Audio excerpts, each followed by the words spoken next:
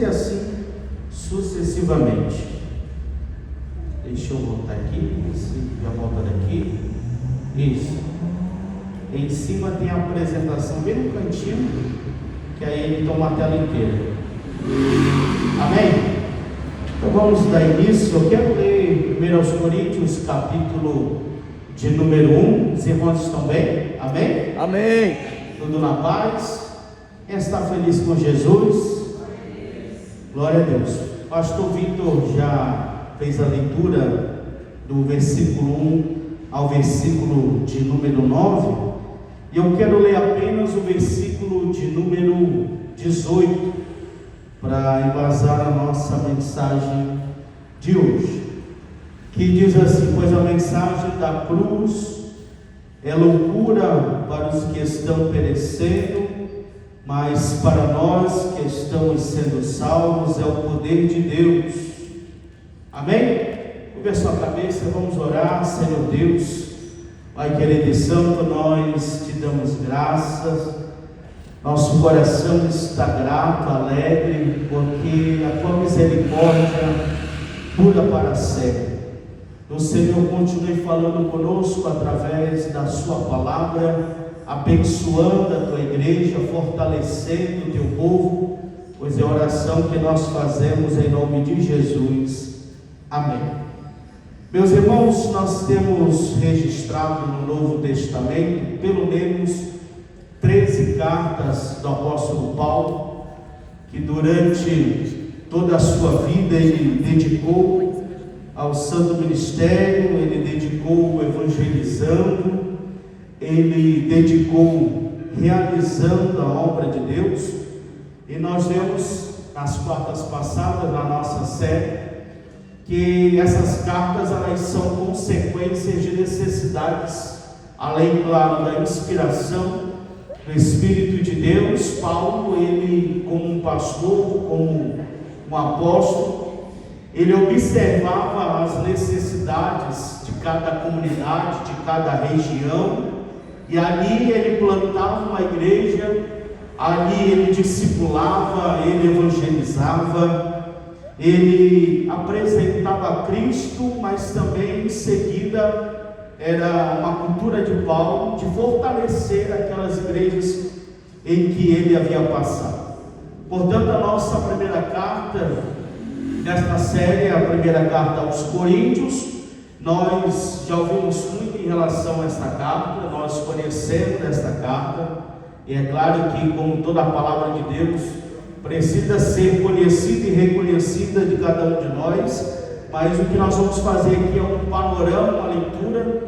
É claro que a gente não vai conseguir esmiuçar cada detalhe da carta, cada tema da carta, de uma maneira sistemática. O que nós vamos fazer aqui, né, irmãos, é apenas apresentar uma introdução, um panorama, para que ajude a clarear o nosso estudo, a nossa leitura. E por que é importante nós começarmos por esta carta? Nós vamos ver que Paulo, ele começa no capítulo 1, mostrando que ele foi chamado para ser apóstolo segundo a vontade de Deus. Então isso era muito claro para Paulo. Ele havia sido chamado por Deus, ele havia sido salvo pela graça que há em nosso Salvador Jesus Cristo, e ele logo entende que ele participava da grande missão de Deus, e que o seu chamado seria para evangelizar, seria apóstolo dos gentios, seria para pregar o evangelho e evangelizar todas as gentes que ele conseguia encontrar e se deparar. O que nós temos aqui então nesta carta, em que Paulo escreve por volta do ano 53 a 55 depois de Cristo, e lendo Atos dos Apóstolos, nós observamos que ela está incluída ali na segunda viagem missionária, bem no final, a partir do capítulo 18, e por ocasião da viagem missionária, Paulo ele já havia observado que Corinto era uma região, uma cidade cosmopolita, no mundo antigo muito importante, até pelo centro geográfico, pela sua localidade, e que era um grande centro cultural da época. E como a gente trouxe aqui no nosso slide também, e como era um local de encontro de culturas diferentes, o que costuma acontecer quando numa região, num país, existem culturas diferentes, de pessoas que vão, de pessoas que voltam, de pessoas que estão passeando, até mesmo a trabalho, nós observamos que há certos choques culturais, sim ou não? Há choques culturais porque são maneiras distintas de pensar, são maneiras que as pessoas têm uma formação, as pessoas elas têm uma certa cosmovisão, e elas se deparam com outras pessoas que têm outras cosmovisões, e isso vai haver um choque cultural. Então Corinto era o exemplo disso. Corinto era uma região que, por conta da sua localidade, o comércio passava por ali, era inflamada pela cultura greco-romana. Era uma cidade que, por influência tanto da Grécia quanto de Roma, eles criaram um tipo diferente de enxergar a pessoa. Eles criaram uma antropologia que estava agora sendo diferente de tudo que havia na época. Mas por que isso é importante? Porque além da religião grega, ou do entendimento grego do que é ser humano, inflamado também por Roma, juntou nesse caldeirão cultural a mensagem do Evangelho. É claro que a mensagem do Evangelho excede qualquer cultura, qualquer pensamento, qualquer cosmovisão. O choque cultural ele encerra exatamente aí, porque o Evangelho, até Paulo, o Evangelho, como disse Paulo, ele é o poder de Deus para a salvação de todo aquele que crê. Então Corinto é um exemplo disso, porque quando Paulo ele planta aquela igreja, Paulo ele está lidando com pessoas, com gente. E ao saber das dificuldades, ao saber dos desafios que estavam sendo expostos, divulgados naquela região, daquela comunidade, Paulo ele vai escrever com um propósito, exatamente para criar uma maturidade cristã. Então logo vemos que era uma cidade influenciada pela cultura greco-romana, e Paulo chega por ocasião da segunda viagem missionária. Paulo ele identifica problemas que estavam sendo normalizados, e aqui que é o ethos, a questão dessa carta é que Paulo ele se depara com problemas que estavam sendo normalizados, mas ele mesmo não normaliza. Ele mesmo ele escreve, ele mesmo agora ele cuida uma preocupação pastoral para que aquela igreja ela não continuasse em ciclos repetitivos de erros, de pecados que estavam sendo normalizados. Nós vamos identificar alguns desses problemas, porque até mesmo um certo comentarista, ele expondo as suas ideias em relação a esta carta, ele disse: se você quiser entender a carta de Paulo aos Coríntios, não estude capítulo por capítulo, estude a carta identificando problema por problema. Então nós vamos identificar alguns problemas aqui. Nós já falamos do panorama, nós vamos aqui para um tópico 2, que seriam os problemas encontrados. O primeiro deles vai no capítulo 1, já foi para a conclusão, irmão, já quer terminar, eu acho. Do capítulo 1 ao capítulo de número 4, veja comigo, a partir do versículo de número 26, que Paulo ele lembra aquela igreja que havia sido chamada para a comunhão. Mas o que havia no meio da igreja? Havia exatamente divisões. Essas divisões chegou ao conhecimento de Paulo em um estado já gravíssimo, porque além da igreja ela está dividida, além daquela comunidade adotar para si do que hoje seria certos fã-clubes, né? Que não há nada de novo debaixo do sol. A gente observa que Paulo ele já se preocupa porque havia divisões de tal maneira, mas no capítulo 1 ele diz que era uma comunidade, irmão, que não havia, que não sentiam falta de dom nenhum. Era uma igreja repleta de dons espirituais. Era uma igreja que a gente poderia até chamar de mística, uma igreja espiritual. Mas no versículo de número 6 ele diz: olha, não lhes falta nenhum dom espiritual. Isso aqui é interessante porque com isso Paulo ele está lembrando que não compete ou não combina com uma igreja, não combina com um povo que foi alcançado pela graça, certos grupos de tal maneira que venham até envergonhar a graça do Senhor, envergonhar o nome do Senhor. Então, divisões havia naquela igreja, e divisões tal que Paulo ele utiliza 4 capítulos, vai do capítulo 1 até o capítulo 4, Paulo ele citando e ele abordando o problema da divisão da igreja.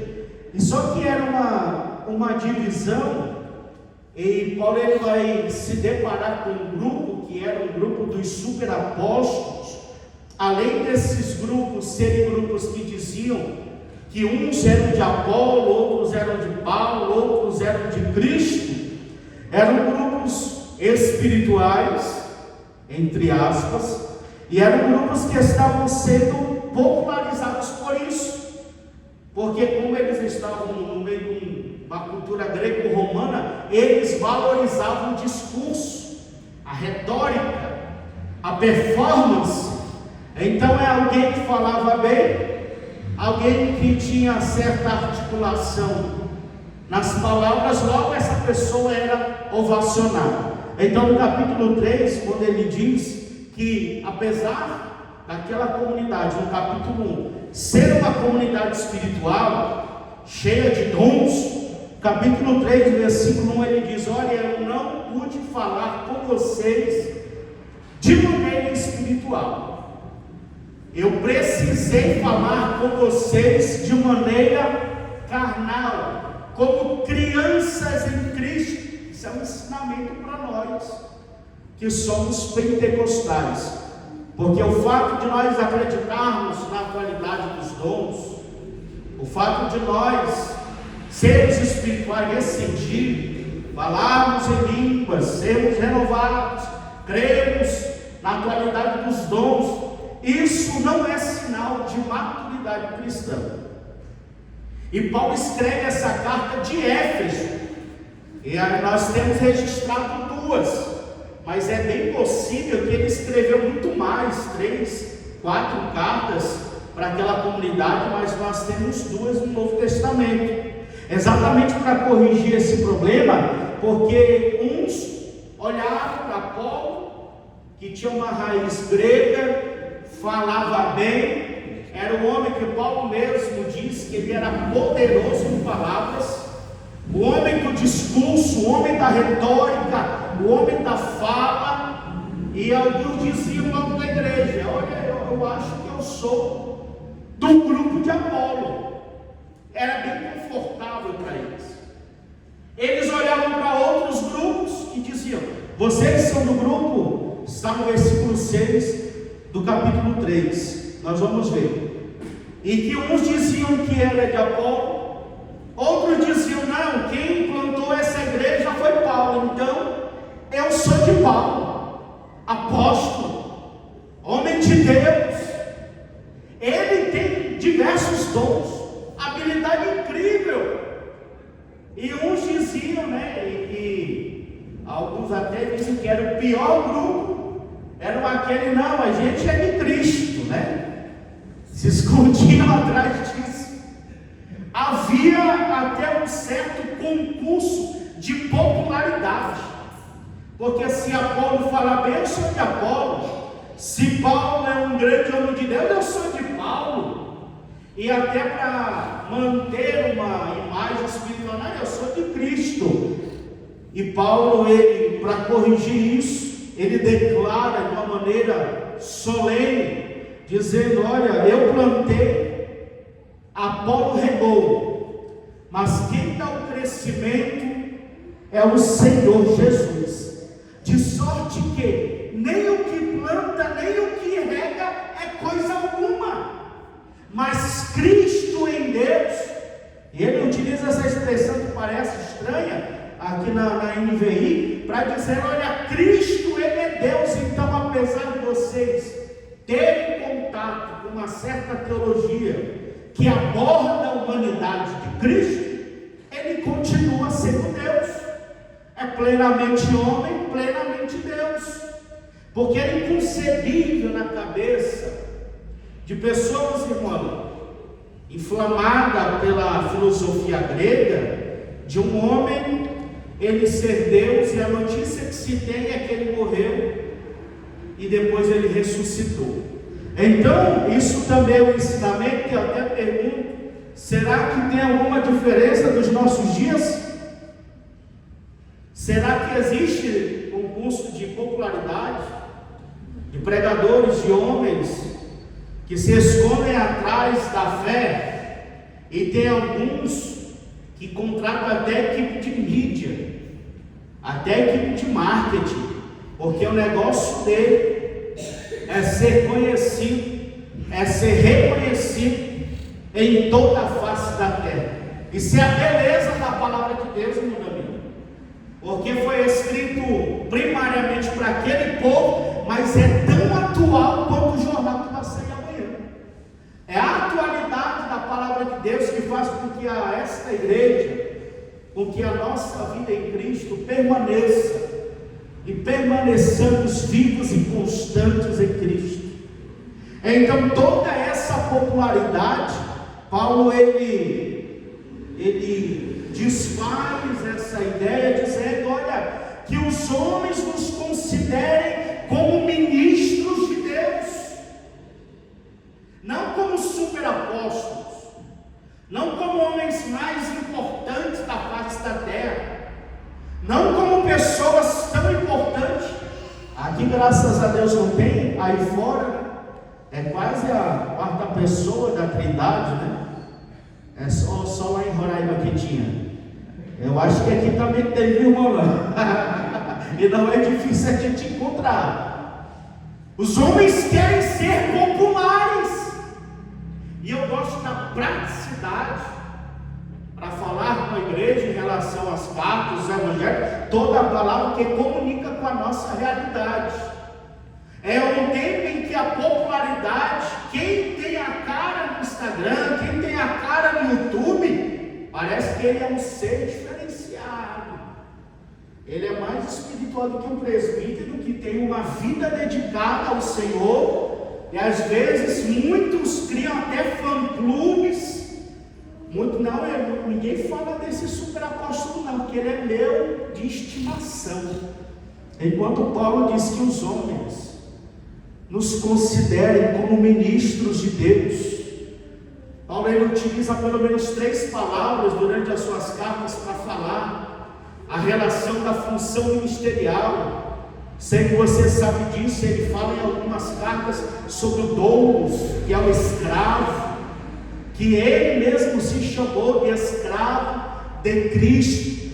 Paulo ele vai falar sobre os diáconos, homens cheios do Espírito Santo que servem. Só que há uma palavra, claro que na língua portuguesa ela é pomposa, né? Quando alguém diz: eu sou ministro, irmão, já dá vontade de cair no mistério, né? Eu sou ministro de Deus. Só que Paulo está comunicando em uma das traduções de Ruperetes, que é exatamente aquele escravo que estava acorrentado nas embarcações, e ele é quem fazia funcionar, estava lá no porão, remando. Essa é a imagem que Paulo utiliza para para falar sobre ministério. Essa é a imagem que Paulo utiliza para falar sobre ministros, porque a tal ponto dele se colocar dizendo: eu plantei, Apolo regou, mas quem dá o crescimento não mudou, isso não pode mudar, é Cristo Jesus, é o Espírito da graça, é o próprio Deus que dá o crescimento. Então pode contratar a equipe de mídia, equipe de marketing, pode contratar a maior empresa de marketing dessa cidade, se o Senhor não tiver um negócio, não irá crescer, porque o crescimento no reino de Deus não é inchaço. Crescimento no reino de Deus, até quando alguém está preso, quando alguém está inválido, quando alguém está com a sua liberdade cerceada, mas ainda assim ele cresce diante de Deus. Havia divisões, mas não só divisões. A partir do capítulo 5 ao 7, Paulo ele aborda um tema que, infelizmente, por todo esse caldo cultural, de pessoas chegando, de pessoas saindo, de templos que havia dedicado a deusas pagãs da época, como Afrodite, por exemplo, onde havia as prostitutas cultuais. Era uma cidade marcada e manchada pela imoralidade sexual. Isso está no capítulo 5 ao capítulo 7, e ele até cita um exemplo, porque ele chega a dizer para o pastor: eu soube, em toda parte se ouve, capítulo 5, versículo 1, acompanhe, por toda parte se ouve que há imoralidade entre vocês, imoralidade que não ocorre nem entre os pagãos, ao ponto de um de vocês possuir a mulher de seu pai.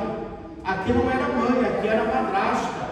Então Paulo ele tem conhecimento pelos da casa de Chloe, que era uma casa também de cooperadores da obra, e fez-se conhecido a Paulo o problema moral, o problema sexual daquela localidade, fruto de um dualismo.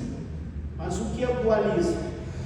Raiz grega, filosofia grega, em que diziam e ensinavam que aquilo que você faz no corpo, de maneira nenhuma tem o poder de prejudicar a alma. Então, irmão meu, a pessoa vê isso aí, então quer dizer que meu corpo é minha propriedade, então eu faço o que eu quero, então eu posso fazer o que eu quiser, que a minha alma vai estar intacta. Esse é o entendimento da época. Será que tem diferença desse mundão aí? Será que tem alguma diferença dos nossos tempos? E Paulo diz: é gravíssimo, porque até mesmo um de vocês está cometendo imoralidade com a madrasta. Irmão, mas a Bíblia diz isso. A beleza da Escritura é que ela não esconde os erros de ninguém, nem os nossos.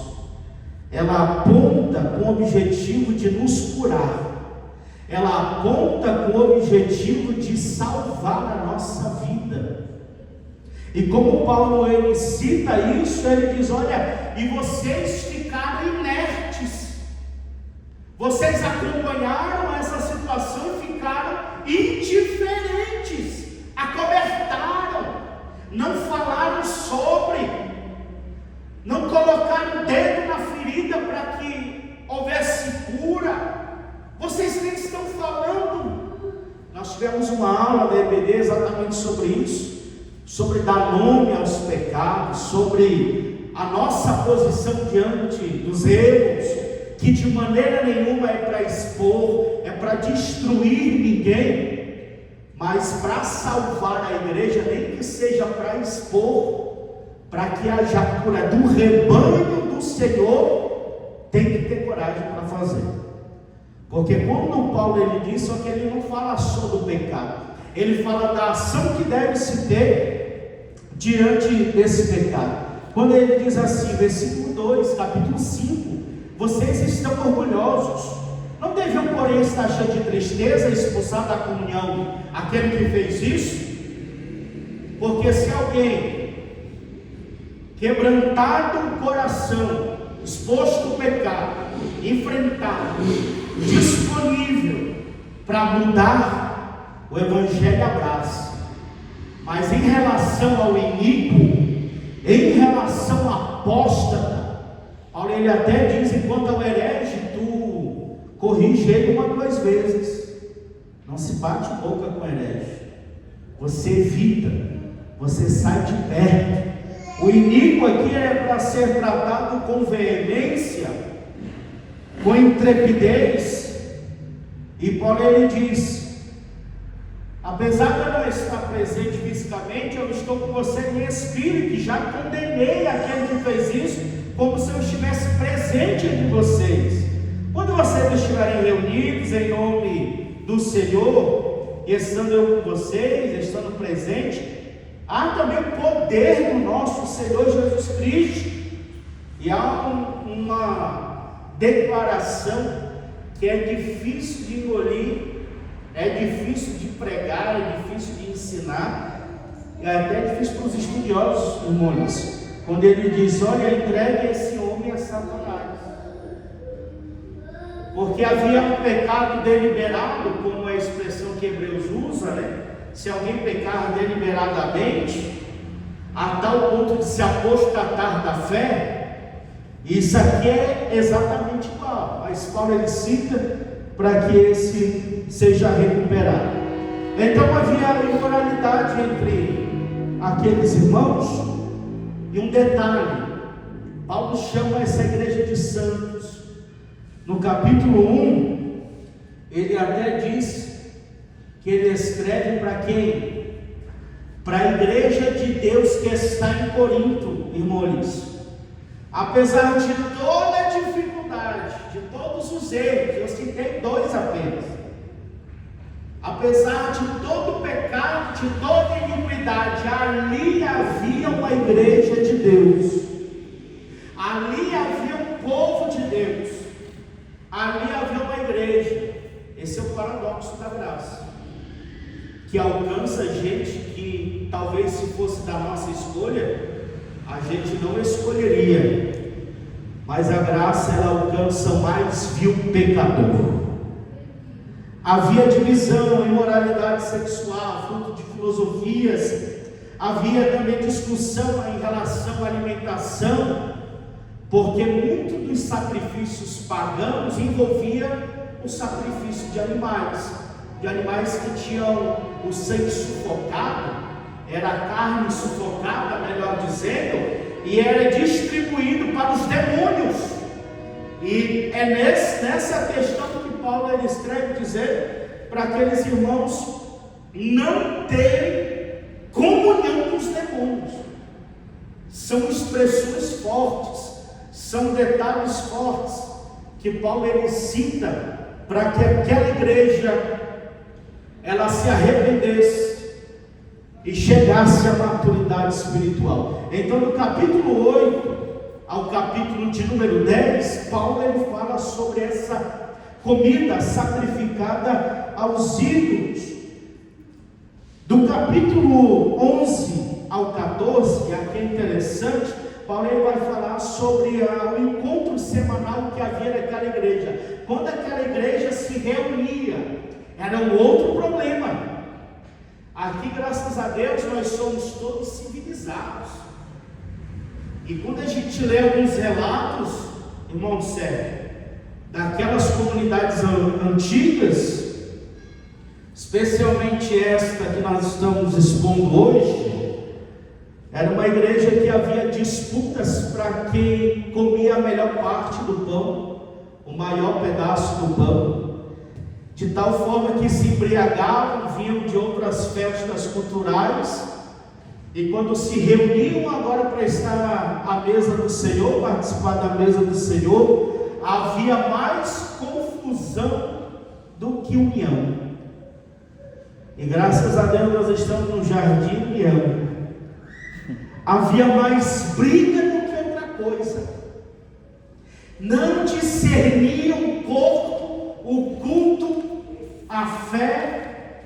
Eram homens maus. E Paulo ele escreve dizendo para aquela igreja: eu já vejo aqui um suspiro quase que final de uma escrita que ele já vem desenvolvendo, ele já vem escrevendo, e chega num momento que ele respira e diz: irmãos, sejam meus imitadores, como eu sou de Cristo Jesus.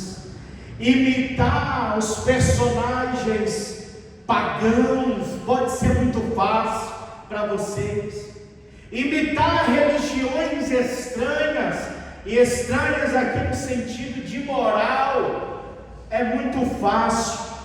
Mas o nosso desafio, o nosso propósito é imitar o Cristo, é imitar o Senhor. E Paulo ele chega dizendo: sejam meus imitadores.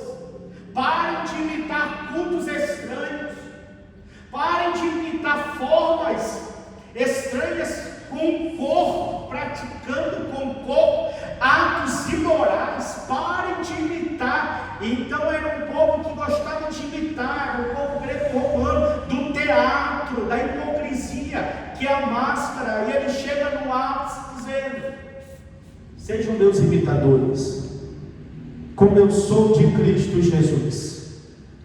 E ele cita agora uma parte que para nós é importante, capítulo 12 e 14. Nós ouvimos a relação dos dons, mas o ápice do ensino de Paulo, ele fala sobre a ressurreição, como eu já disse, era inconcebível, mas chega ao ponto que é o ápice do ensino de Paulo. E qual é o ápice? Qual é o momento alto desse ensino, desse discipulado? Será que são os dons? É o que torna uma igreja saudável e madura? Será que é o discurso poderoso que nos torna maduros na fé, exemplos para os que estão aí fora, uma marca de uma igreja saudável? Será que é a diversidade de dons? Paulo ele disse no capítulo 13, no último versículo do capítulo 12, ele diz: passo agora a mostrar-lhes um caminho mais excelente. O ápice do ensino de Paulo a esta comunidade é o amor, porque o amor para Paulo, ele corrige todas as faltas e as misérias humanas. E se não fosse o amor de Deus sobre a nossa vida, irmão, se não fosse o amor de Deus exposto, declarado na cruz, o que seria de nós? O que seria de uma igreja pentecostal, carismática, cheia de dons, ainda assim com falhas, ainda assim noticiando escândalos, ainda assim com superstars, superapóstolos? O que seria de nós? Se não fosse o amor de Cristo. E ele diz: ainda que eu fale a língua dos anjos e dos homens, se não tivesse amor, é como um símbolo que retine, é só barulho. E é uma hipérbole aqui, não é que a língua de anjos, não é que as línguas espirituais são as línguas dos anjos. Isso aqui é um discurso retórico, é uma figura de linguagem. E ele diz: ainda que eu fale todas as línguas, até dos anjos, se não tiver amor, não serve de nada. E nós podemos ter todos os dons, nós podemos profetizar aqui, nós podemos falar em mistérios, nossos congressos são cheios dessas ações, dessas experiências, nossos cultos são cheios disso, né, irmão?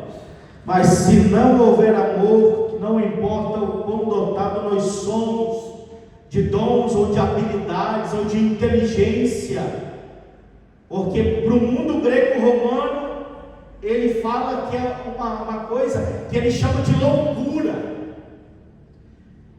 porque as palavras e a pregação dele não consistiram em palavras persuasivas, em discursos prontos, mas em demonstração de poder e de virtude, e que aprove a Deus salvar os que creem pela loucura da pregação. Isso aqui é um prato cheio. Aí a gente isola isso aí. Ou quer dizer, então, que assim ele vai salvar pela loucura da pregação.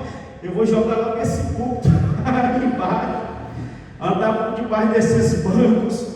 O que é a loucura da pregação? É um Deus que morre e ressuscita. Isso é loucura, irmãos.